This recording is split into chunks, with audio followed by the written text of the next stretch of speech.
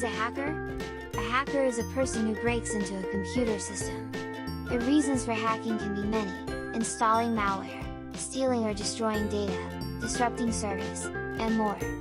Hacking can also be done for ethical reasons, such as trying to find software vulnerabilities so they can be fixed. How does hacking work?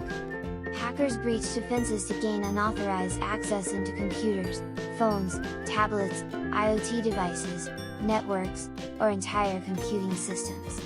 Hackers also take advantage of weaknesses in network security to gain access.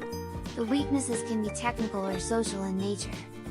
Technical weaknesses: hackers can exploit software vulnerabilities or weak security practices to gain unauthorized access or inject malware, for example. Social weaknesses: hackers can also use social engineering to convince those with privileged access to targeted systems to click on malicious links, open infected files, or reveal personal information, thereby gaining access to otherwise hardened infrastructures. What makes someone a hacker? Much of today's computer hacking has been automated, which is why it currently poses such a threat to internet security. Some hackers are still highly trained technical professionals, but others are much less skilled and are able to launch successful attacks simply by buying attack tools. Hacker demographics: it used to be the case that hackers were often teenagers trying to break into prominent organizations simply to gain notoriety. But today's hacker community is far more diverse and is made up of individuals with many different motives. Hacker motives: some of the leading motives for online hacking are financial gain, activism, corporate espionage, spying on competitors, state-sponsored attacks against opposing nation-states, or even cyber-terrorism. How do I protect against hacking?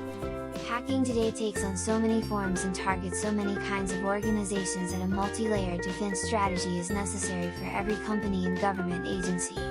This strategy must address people, processes, and technology. People: make sure your employees are educated on popular hacking techniques such as phishing and ransomware, and develop policies for what they should do when confronted with these types of attacks. Make sure employees are aware of the benefits of strong passwords over more convenient, easy-to-guess ones. Processes: develop policies and safeguards surrounding computing behavior for both inside and outside the office. The policies should address which devices employees are permitted to use for accessing corporate resources, which websites they are allowed to visit, and which types of files they can download. Technology: make sure your security technologies cover all potential access points into your infrastructure and are able to detect and remediate a wide range of attack types. Covered access points should include all end-user devices that are permitted to interact with your organization's systems and data. Ongoing vigilance: it's not a matter of if, but when a company will get breached. Make sure all your data is frequently backed up in the event of a security incident. Stay up to date on the latest attack types and the newest security technologies designed to combat them. And keep all systems patched and updated. What is ethical hacking? Ethical hacking involves the legal use of hacking techniques for benevolent versus malicious purposes. Ethical hackers use penetration testing and other tactics to find software vulnerabilities and other security weaknesses so they can be promptly addressed. Types of hackers: cybercriminals. Cybercriminals are hackers who often use tools such as malware, phishing, and ransomware to launch attacks for financial gain or other nefarious purposes. They steal information ranging from email addresses and passwords to social security numbers and credit card details in order to sell it for profit. Hacktivists. Hacktivists use hacking techniques as a tool for social activism. They often break into organizations they oppose in order to send a message, for instance by defacing their website, launching DDoS attacks, stealing and posting personal or confidential information, and so on. Anonymous is one example of a well-known hacktivist group. Ethical hackers. Ethical hackers are legally permitted to break into certain computer systems to find flaws. Businesses and government organizations often hire ethical hackers to uncover software vulnerabilities or other security weaknesses so they can be fixed before they are exploited by malicious hackers. Script kiddies. Script kiddies are part of the newer wave of hackers who do not rely on high levels of skill for their attacks. Instead, they purchase and use ready-made scripts and hacking tools. General definition reflecting the two types of hackers. There are two definitions of the word hacker. Originally, Hackers simply meant advanced computer technology enthusiasts, both hardware and software, an adherent of programming subculture, see hacker culture. 3. Someone who is able to subvert computer security.